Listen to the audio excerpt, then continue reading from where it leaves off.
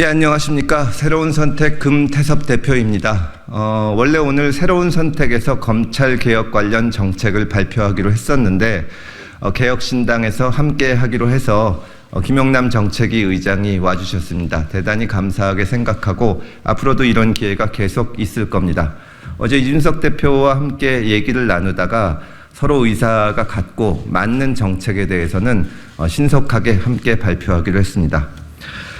저희가 말씀드리는 검찰개혁 방안은 대략 4가지가 있습니다. 첫째는 무능한 공수처를 폐지하는 겁니다.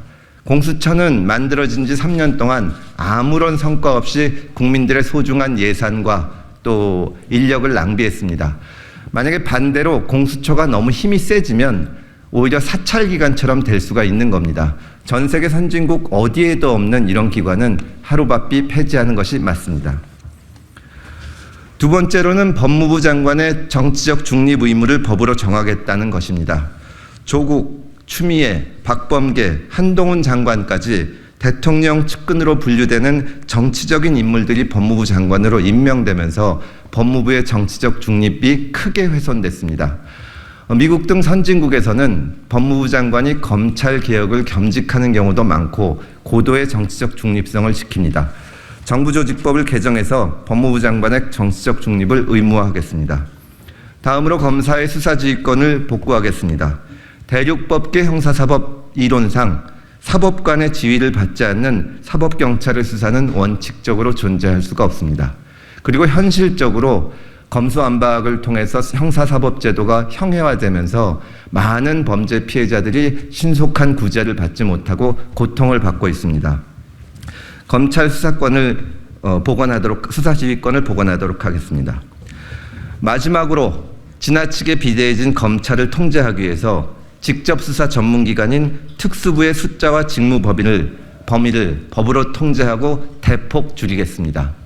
미국, 프랑스, 영국, 독일 등 선진국에서 우리나라와 같은 검찰 특수부를 운영하는 것은 없습니다.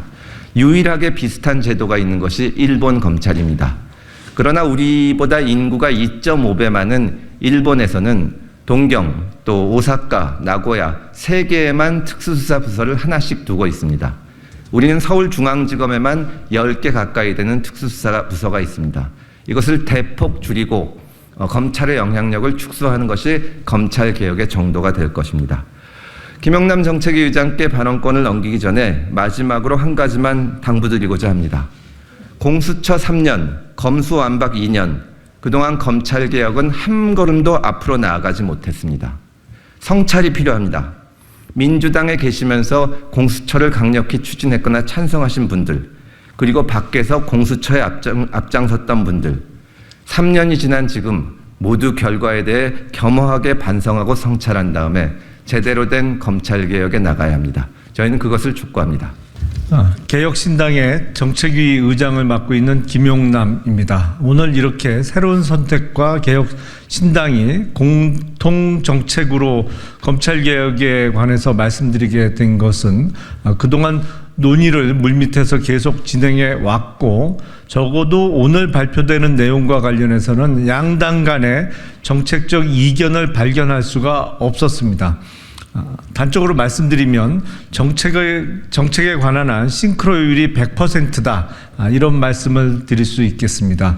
앞서 금태섭 대표께서 말씀드린 내용 중 법무부 장관의 정치적 중립성 확보 방안과 관련해서 앞으로 법제화를 통해서 법무부 장관은 취임과 동시에 당적을 포기하고 당적이 있던 사람의 경우에는 당적을 버리고 장관직에 취임하도록 하고 그리고 법무부 장관 퇴임 이후에는 적어도 2년간은 당적 보유를 금지시킴으로써 어저께 법무부 장관으로서 퇴임식을 하고 바로 그 다음날 정당의 비대위원장으로 간다든지 아니면 정당의 주요 직책을 맡는 이러한 사태는 막아야겠다는 것이 새로운 선택과 개혁신당 간의 정책적 공통점을 찾을 수 있었습니다.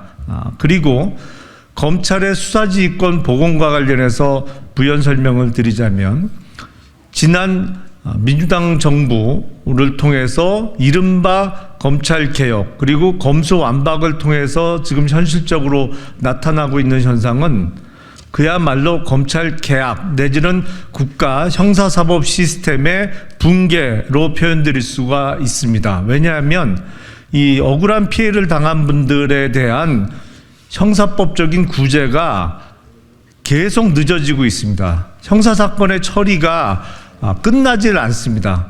검찰과 경찰 간의 소위 사건을 이른바 핑퐁을 치면서 1년, 2년 그 이상씩 사건 처리가 지연되고 있는 것이 현실이며 이렇게 형사범죄 피해자의 구제가 늦어지면 실현되지 않는 정의는 정의라고 볼 수 없다는 것이 당연한 명제라고 생각이 됩니다. 이런 점에서 앞으로 개혁신당과 새로운 선택은 정책적 공통점을 계속 찾아가면서 앞으로 우리나라의 사법 시스템 또 검찰 개혁에 관한 입장을 같이 하겠다는 말씀을 드리겠습니다.